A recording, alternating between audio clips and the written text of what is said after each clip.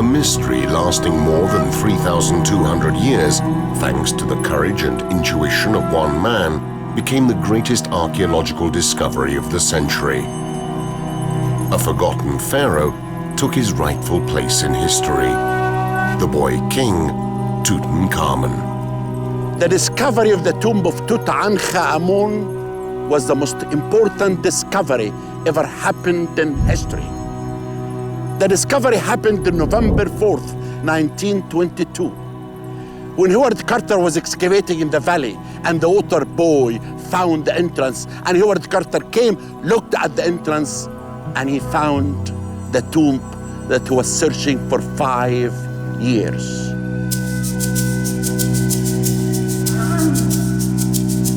On the 4th of November 1922, the English archaeologist Howard Carter unearthed the 16 steps of the stairway which led to Tutankhamun's tomb. The tomb was intact. Nobody had yet violated it.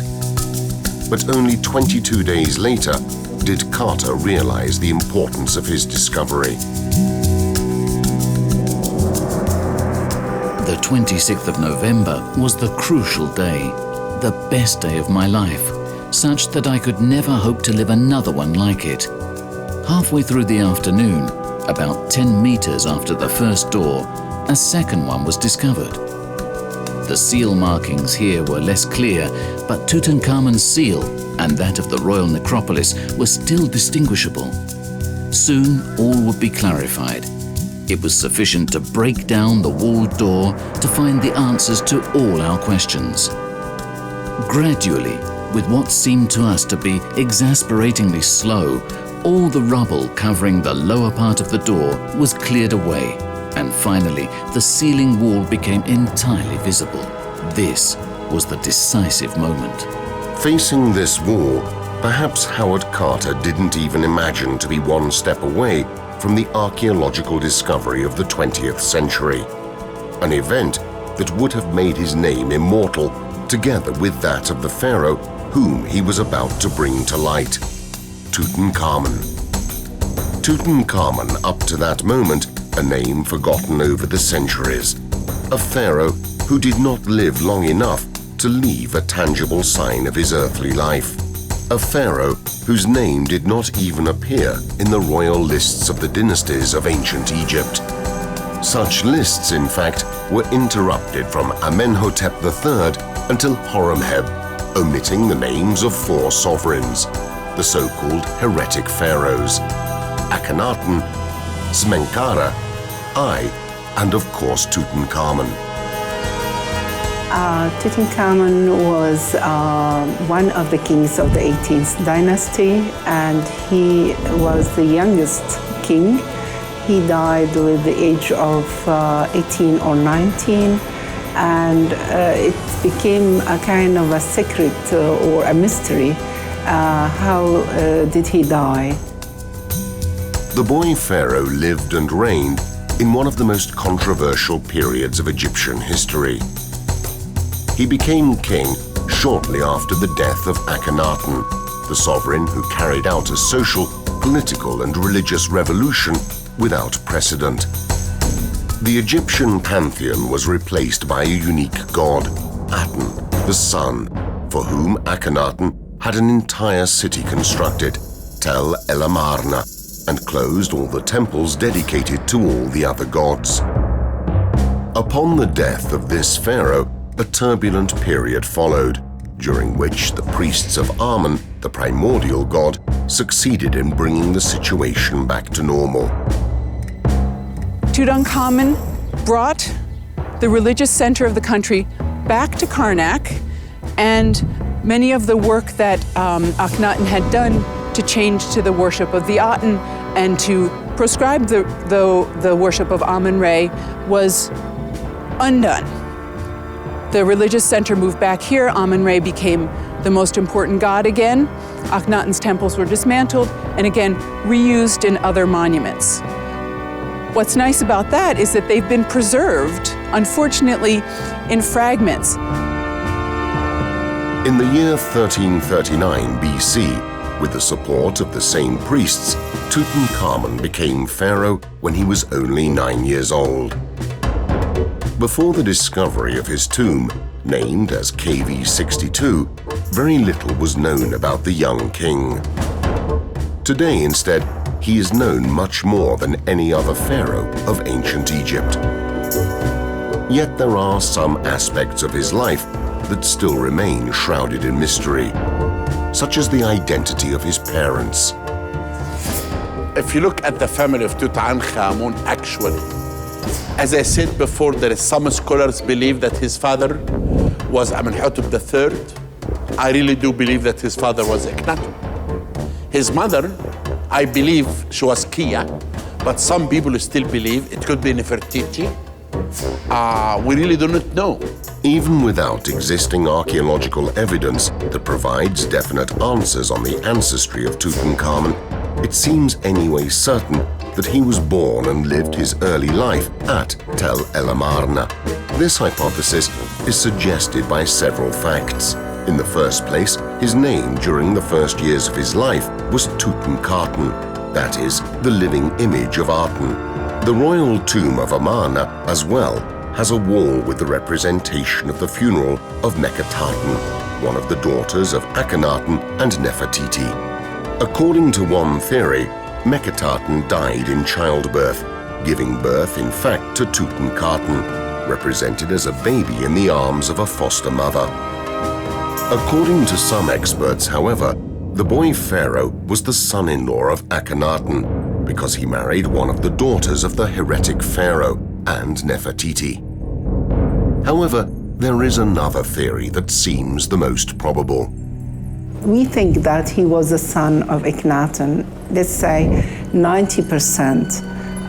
All the evidence we have can tell us that he was one of the children of Akhenaten. We know that Akhenaten had only 6 daughters from the very famous queen Nefertiti, and he didn't have any son from Nefertiti. That's why he had a secondary wife. Her name was Kia, and Kia bore that son for Akhenaten. The young Tutankhaten, it seemed, married his stepsister. The only certainty is that the boy was crowned at Tel El Amarna, but quickly abandoned that city to return to Thebes, where he changed his name to Tutankhamun, the living image of Amun. Tutankhamun's occupation of the city must have been quite short. No changes to the names in the temples were made to record his presence, and the highest year date on any document we have from here, they're mainly jar labels, is to a year 2. And the next thing we know is that Tutankhamun is at Memphis issuing a decree which rejects, by implication, all that Akhenaten has stood for, all that he has done, and is restoring the temples. And in that decree, one knows that the Amarna period is over. And it must be just a very small number of years between Akhenaten's death and this formal rejection by Tutankhamun. That is the interval that represents the end of the Amarna period, maybe no more than 3 or 4 years.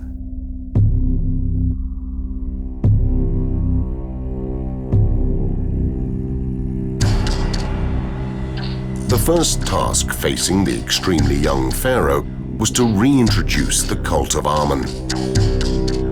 This land was plagued by evil. The sanctuary of the gods was falling into ruins. I have prayed the gods and the goddesses to help me, but they have not listened to me. I have worked constantly to regain their favor. When I arrived, I found their temples destroyed, the sacred places profaned, and the courtyards covered with weeds. I have rebuilt their sanctuaries, I have renovated the temples, and I have rendered them many very precious gifts. I have created the statues of the gods in gold, and have inlaid them with lapis lazuli and many precious stones. The reintroduction of the cult of Amun was a very important decision that Tutankhamun could not take on his own. After Akhenaten died and the court returned to Thebes, the cult of Amun-Re again became extremely powerful. The very young age of Tutankhamun permitted the priests of Amun to exercise their influence on him and to reappropriate that power that had been taken away from them by Akhenaten. This restoration was followed by the return to Thebes as the religious capital of the realm. In the great temple complex of Amun-Ra at Karnak, he had built the Grand Avenue flanked by sphinxes with ram's heads, which connected the temple of Amun with that of Mut, his divine wife. In addition, he reintroduced the antique feast of Opet, that was the most solemn celebration of the devotion to the Theban triad, formed by Amun, Mut, and Khonsu.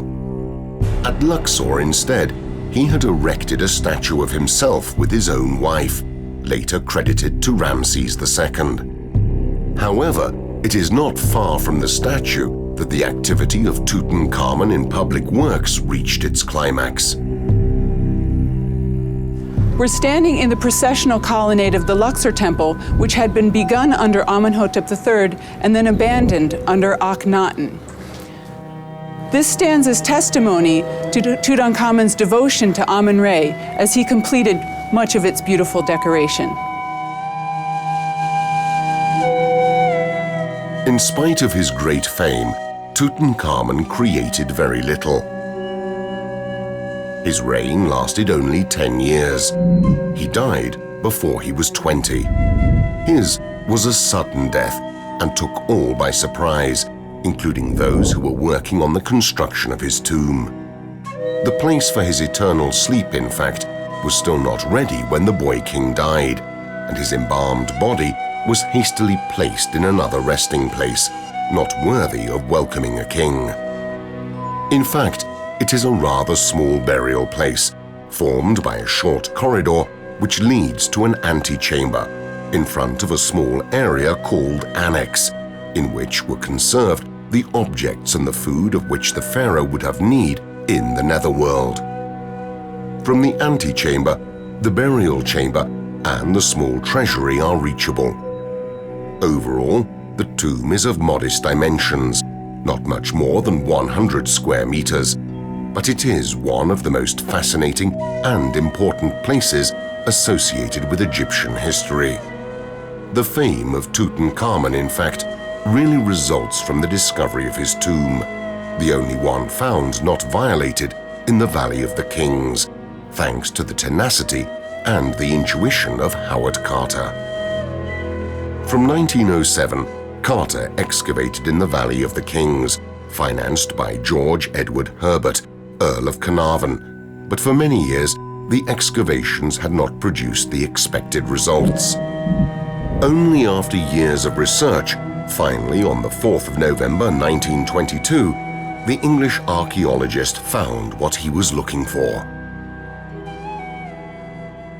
And this day, Carter came to the site and he found all the workmen silent, no talking, and the foreman of the workmen came to him and told him, "We found something you should see."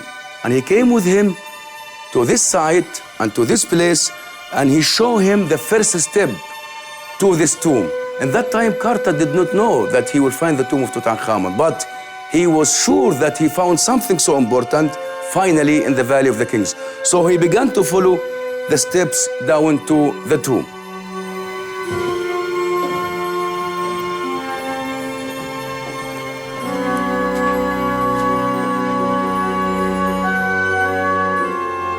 After he finished the cleaning of this staircase, he came to this entrance and he found that it is plastered and it has the seals of the necropolis of the Valley of the Kings. In that time, according to James Henry Breasted, Carter called him to read together the name which in these seals impressions, and they found that this is the seals with the cartouches of Tutankhamun.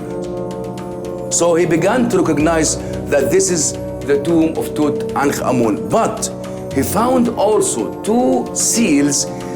Seemed that the tomb was opened after the period of Tutankhamun. So he had some doubts that the tomb was robbed in antiquity. So, you know, these 2 seals in this sealed door gave him some doubts about if the tomb was intact or no.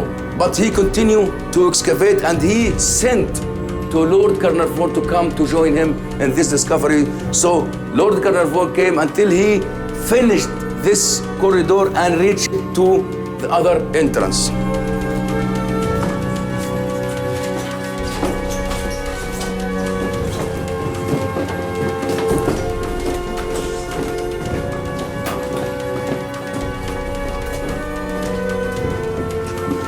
Until he came here, all this entrance was closed and sealed also with the names of Tutankhamun. And here in this spot, Lord Carnarvon joined him.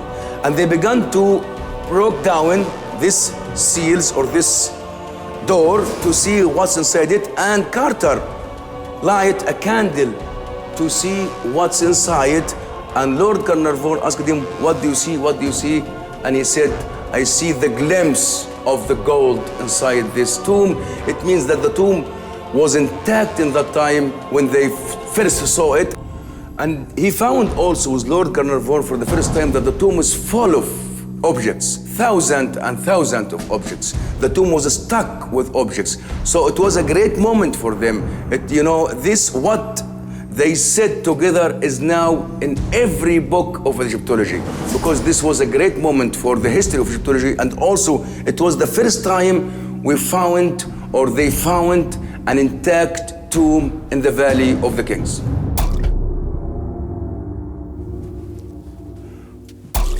When Carter finished opening the doorway of this chamber or antechamber, he found that this room is full of stack of thousands and thousands of objects. Most of them are gilded and made of precious and semi-precious stones, and everything was arranged and was wrapped very well, preparing to accompany the king in his journey in the afterlife. In 1927, they began to work toward the west until they reached here. A big wall was here. There was a big wall, and there was an entrance sealed with the cartouches of Tutankhamun. Carter had arrived at a crucial point. The antechamber was practically cleared, and he was now able to break down the wall that still separated him from the burial chamber, where he hoped to find the mummy of the pharaoh still intact. With extreme care, I broke down the plaster and began to pull out the small stones that formed the upper layer of the wall. The desire to stop and glance inside was irresistible, and when after about 10 minutes the hole was large enough to look inside, I inserted an electric torch. Its light revealed to me an astounding spectacle. The 20 people who were in the tomb with Carter asked him if he could see anything, and the archaeologist replied, "Yes, wonderful things." At about a meter from the door, stretched in every direction, enough to block the entrance of the chamber, was erected what was a wall of solid gold. He found the glimpse of the gold shining in his face, because the shrines, the wooden gilded shrines which was covering the sarcophagus of the king, was just behind or beyond this wall, and they began to lift the shrines, 6 shrines systematically, step by step, until they reached this beautiful quartzite sarcophagus. And after that, it took time from him to find the scaffolds to lift the lid of the sarcophagus. Once he lifted the lid of the sarcophagus, he began to find the outer sarcophagus, which was made of solid gold. Then after he opened it, he found another sarcophagus there, which was made of gilded wood, with gilded gold. And when he lifted, he faced the mummy itself. In spite of the reduced dimensions, the tomb conserves representations which have much to tell. Look from the beginning. You can see the funeral. They're bringing the mummy Tutankhamun in a shrine. And they are bringing the mummy to the tomb. And after that, you have the high priest, who became the king of Egypt, opening the mouth of Tutankhamun as Osiris, telling him, I open your mouth, then you can eat. I open your eyes, then you can see. I open your nose, then you can smell in the afterlife, and you become a king. And after that, you have seen of Tutankhamun with goddesses, especially Hathor, the goddess of beauty and love, and Osiris. Look, they're holding him with love and affection. Osiris telling him, come to my kingdom. You become one of us. You became a god. And Hathor, as Isis, his mother, is holding him with love. And another one scene and 1 hour from the book of the Imidwat, what is in the netherworld. Then we see Anubis is also blessing Tutankhamun. Very little scenes, but very important, can show to us that Osiris accepted King Tut, who's resting under the golden coffins, to live for eternity. The news of the discovery went rapidly round the world and was made even more sensational by a presumed curse which seemed to strike those who had participated in it. It seems, in fact, that in the burial chamber was found an earthenware tablet that later disappeared, with an explicit and worrying inscription. The wings of death will strike whoever disturbs the sleep of the Pharaoh. The news items at the time reported different versions of the curse, but all were in agreement in blaming any unfortunate event on the anger of the Pharaoh, whose eternal sleep had been disturbed after almost 33 centuries. What gave birth to the legend was the unfortunate sudden death of Lord Carnarvon a few months after the discovery. In the following years, different accidents happened to some of the people associated, even indirectly, with those who took part in opening the tomb. For this reason, many newspapers realized that the curse was more fascinating news than the discovery itself, and contributed to fostering it by collecting every rumor. Still today, the curse continues to make news. I took the mummy and I put it inside the CAT scan machine. What's amazing, after I put the body of King Tut inside the CAT scan machine, the machine was stopped. They began to think there is something could be called the curse of the pharaohs, or the curse of Tutankhamun. Why the machine stopped? In spite of the fact that the tomb was of limited size, 5,398 gold and silver objects were packed into it. The greatest treasure ever discovered. These beautiful artifacts at the Cairo Museum capture the hearts of everyone. Each artifact can tell us the story, his diet. He loved beer. We had many jars of beers. He was interested in eating. We had many evidence about the food and the diet that he ate. The tomb can teach us a lot really about this golden boy, who ruled for a short period of time, but it was the time of the golden age. Tens of finely worked alabaster vases and animals were recovered. The treasury, for the most part, was occupied by a gold reliquary that was protecting the 4 canopic jars in alabaster containing the internal organs of the young pharaoh. 3 splendid funeral bedheads in gilded wood occupied an entire wall of the antechamber, where over 700 objects were recovered. Among these, a splendid golden throne with one of the most rare representations of Tutankhamun with his principal wife, Ankhesenamun. The royal couple is represented in a moment of great intimacy, with the wife, who spreads a perfumed ointment on the sovereign's body. The two young people are represented with only one sandal on their feet, a demonstration of the eternal love that they had sworn, both in good times, represented by the foot with the sandal, and in bad, referring to the barefoot. We have a very small shrine, gilded shrine. That shrine is covered with wonderful and beautiful scenes of Tutankhamun and his young wife in different poses. So these objects we have here are showing us that both were really in love, in spite of the fact that they were very, very young when they got married. Tutankhamun married Ankhesenamun shortly before being crowned at only 9 years of age, and with the passing of the years, their love became great. They were in love. Everything in the tomb can show this. It's shown in the objects. The throne, go to the Cairo Museum, and you look at her, she's leaning on him, touching. When he died, she put that flower. And we know he had no children, actually. The only evidence that we have is the fetus that shows that maybe he had two fetus. They were born, died like this.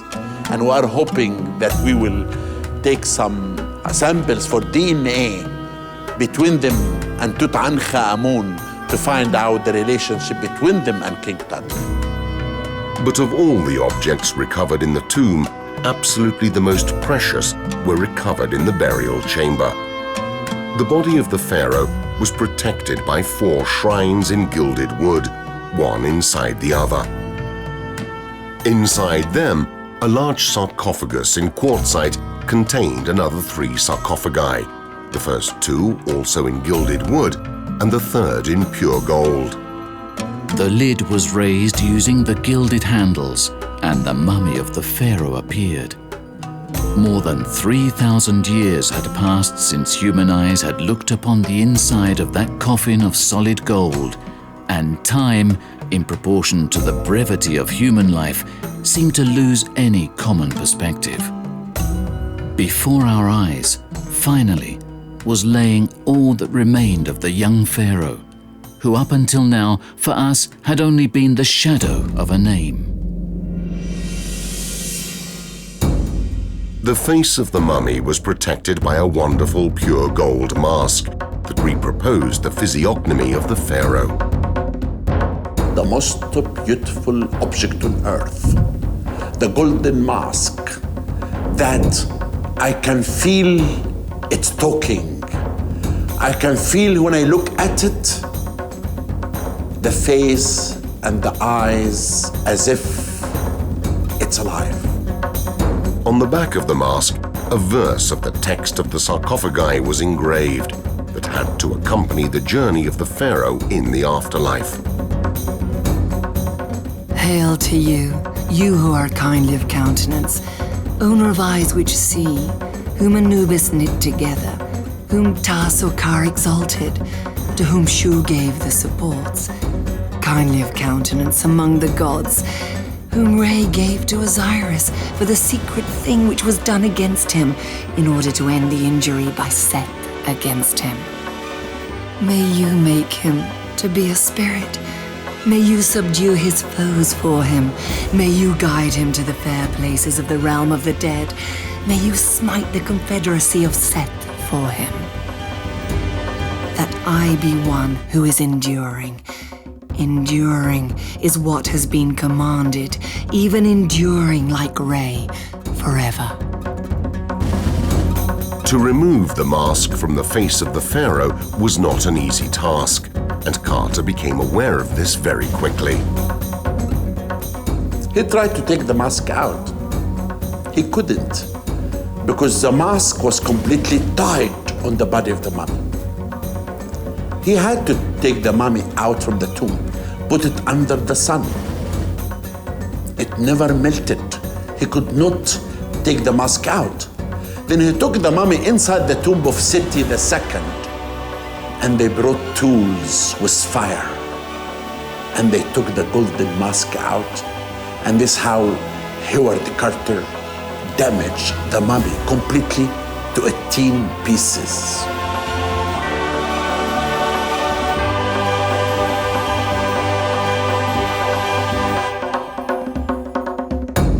The activities of Carter and the following studies on it have left the mummy in a disastrous state. In recent years, many steps have been taken in order to safeguard its state of conservation. I looked at the body, I said, I have to save this man. I have to save this golden boy, because the breathing of the people who enter inside and the dust can damage the mummy more. And that's why I came in November 4th of 2007, the same day that the tomb was found 85 years ago. You cannot believe. The valley was full of hundreds of reporters from everywhere. The golden boy attracted everyone. And we designed this showcase in Germany, and I took the mummy from the sarcophagus and I put it here. The only good thing that people can see, they can see the face and the feet. And underneath, you can see they control humidity and heat. Then we can save this mummy for millions of years. The examinations have given surprising results, above all regarding one of the more obscure mysteries relating to the figure of Tutankhamun, the real cause of his sudden death. For decades, the most accredited theory was that of homicide. But today, the analyses carried out by the Supreme Council of Antiquities with the most advanced technological means have demonstrated that he died as the result of a simple accident. We discovered that he was not killed as the people thought in the last half or maybe in the last century. People thought that he was killed because after some investigations at that time, they found a kind of a wound in his skull, but this doesn't cause any death. We found that he was not murdered. Because that hole in the back of the head, the CAT scan machine showed that was made in Dynasty 18 by the pharaohs, who made the mummification to put the liquid inside the body. And I brought the mummy back, and I did announce that King Tut died in an accident because we found a fracture in the left leg. And that fracture was an accident happened to the golden boy one day before he died. But what kind of an accident? No one really can know anything about that. Yet up until that moment, it was thought that the circumstances of his death were very different. In 1968, the mummy was examined with X-rays.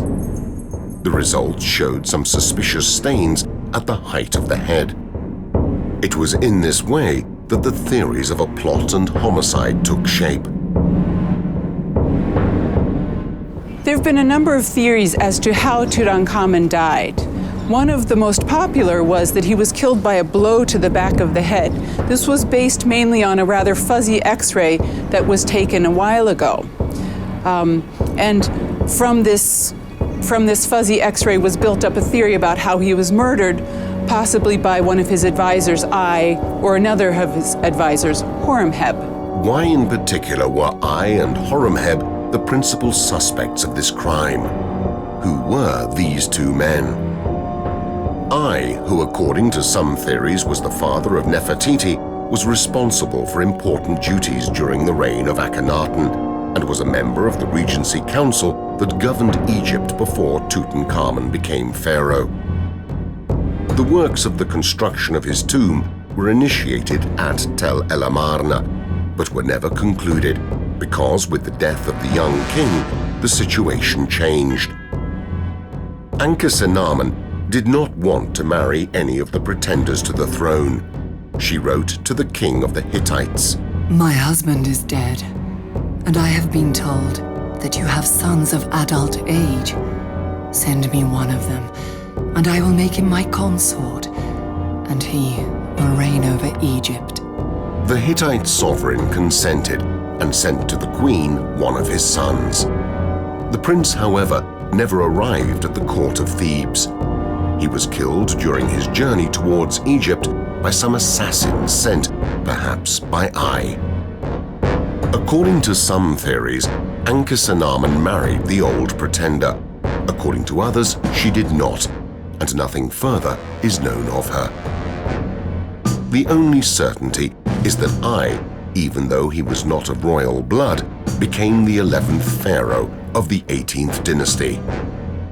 At 70 years of age, he succeeded in this way in satisfying his greatest ambition. Ai built himself a splendid tomb in the Valley of the Kings, the KV-23, where he was buried on his death, only 4 years after his access to the throne. His successor was Horemheb, who, like Ai, became pharaoh while not being of royal blood. He was a general and one of the most important men at the time of the end of the 18th dynasty. He participated in the Regency Council that elected the boy Tutankhamun to be pharaoh, and was one of those that struggled for power at the death of the same. Also for Horemheb, 2 tombs are conserved. Before he became king, he had already started the construction of a magnificent tomb in the ancient necropolis of Saqqara. Horemheb prepared for him a tomb in Saqqara, in Memphis necropolis. Tomb which became bigger and bigger with courtyards, with new pylons. When he became a king, he had to make a choice. This tomb couldn't work well for the new king because the kings were buried in the Valley of the Kings, in Thebes, in Luxor. So Ai, when he became king, prepared for him a tomb in Thebes. By the way, Ai had maybe a tomb in Saqqara also, still to be discovered. And Horemheb, it's the same. He made a beautiful tomb for him in the Valley of the Kings. The tomb of Horemheb in the Valley of the Kings, denominated KV-57, seems to be unfinished. The walls of the funeral chamber, in fact, are decorated with scenes in relief left in various stages of completion. However, they are very useful in understanding the process which the artists employed to obtain this type of decoration. Overall, the tomb of Horemheb is one of the largest in all the Valley of the Kings, and it is really twice the size of that of his predecessor Ai, the scheming courtier who became pharaoh on the death of Tutankhamun. But really, the tomb of Ai hides another further mystery. In fact, it seems it was originally designed for Tutankhamun, but on the sudden death of the young pharaoh, the ancient vizier would have buried him in the tomb destined for himself, because it was now finished.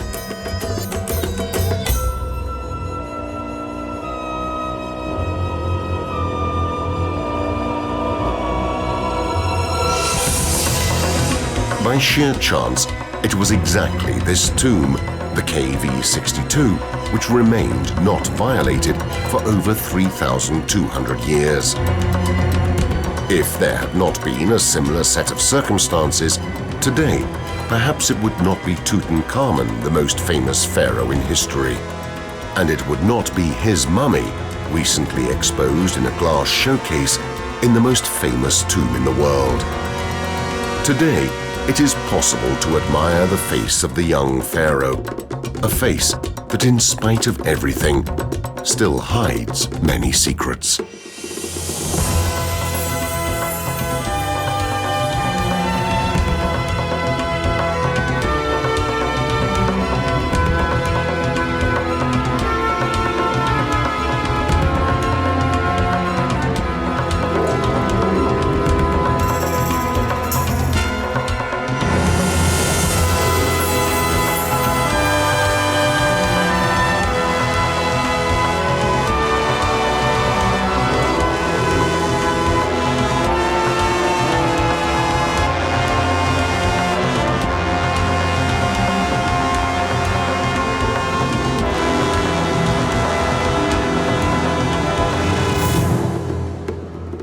soon will compare the DNA of the golden boy with the skeleton of Akhenaten, and will be able to discover the other family of Tutankhamun.